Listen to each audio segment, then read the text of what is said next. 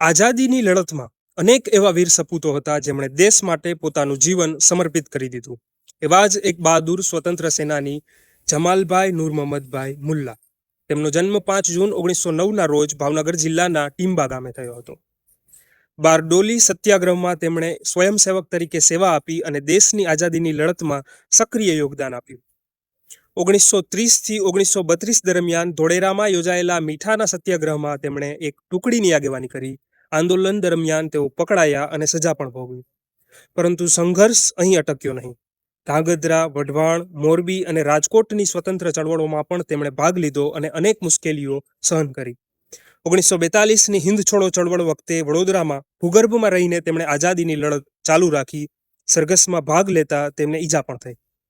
દેશની આઝાદી માટે તેમનું જીવન સંઘર્ષ, સાહસ અને બલિદાનનું પ્રતીક બની રહ્યું. 15 મે 1985ના રોજ તેમનું અવસાન થયું, પરંતુ દેશની આઝાદીમાં તેમનું યોગદાન આજે પણ અમર છે.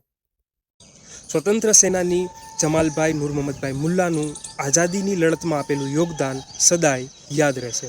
જય હિન્દ, જય ભારત.